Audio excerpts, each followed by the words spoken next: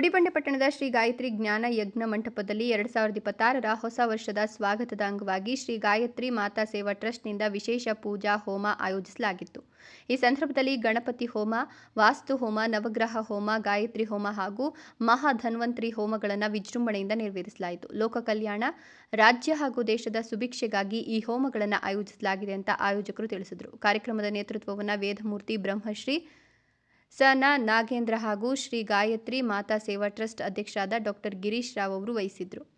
ವೇದಘೋಷ, ಹೋಮ ಹವನಗಳೊಂದಿಗೆ ಮಂಟಪವು ಸಂಪೂರ್ಣವಾಗಿ ಆಧ್ಯಾತ್ಮಿಕ ವಾತಾವರಣದಿಂದ ತುಂಬಿತ್ತು. ಕಾರ್ಯಕ್ರಮದಲ್ಲಿ ಭಾಗವಹಿಸಿದ ಪ್ರಖ್ಯಾತ ಕನ್ನಡ ಚಲನಚಿತ್ರ ನಟ ಪ್ರಣಯರಾಜ್ ಶ್ರೀನಾಥ್ ಮಾತನಾಡಿ, ಇದು ಅತ್ಯಂತ ಸೊಗಸಾದ ಹಾಗೂ ಅರ್ಥಪೂರ್ಣ ಕಾರ್ಯಕ್ರಮ. ಲೋಕ ಕಲ್ಯಾಣಕ್ಕಾಗಿ ಆಯೋಜಿಸಿರುವ ಈ ಹೋಮಗಳಿಂದ ಜನತೆ, ರಾಜ್ಯ ಹಾಗೂ ದೇಶ ಸುಭಿಕ್ಷವಾಗಿರಲಿ. ಮುಂದಿನ ದಿನಗಳಲ್ಲಿ ಇಂತಹ ಧಾರ್ಮಿಕ ಹಾಗೂ ಸಾಮಾಜಿಕ ಕಾರ್ಯಕ್ರಮಗಳು ಇನ್ನಷ್ಟು ಹೆಚ್ಚಾಗಿ ನಡೀಲಿ ಅಂತ ಶುಭ ಹಾರೈಸಿದರು. ನನ್ನ ಭಾಳ ವಿಶ್ವಾಸವಾಗಿ ಕರೆದು ಬಂದಿದ್ದೀನಿ. ತುಂಬ ಒಳ್ಳೆಯ ಕೆಲಸ. ಇಲ್ಲಿ ಬಂದಮೇಲೆ ನೋಡಿದಾಗ ಗೊತ್ತಾಗತ್ತೆ, ಒಂದು ಅಪರೂಪದ ಅವಕಾಶ ನನಗೆ ಸಿಕ್ತು ಅಂತ.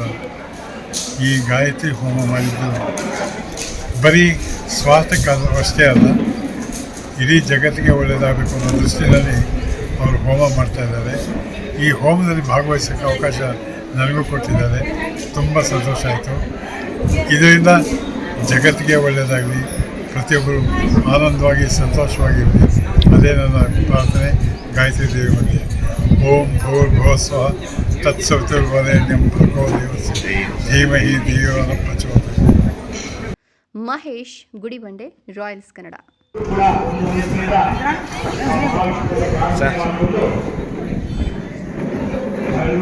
ಭಾಗವಹಿಸಬೇಕು ಅಂತ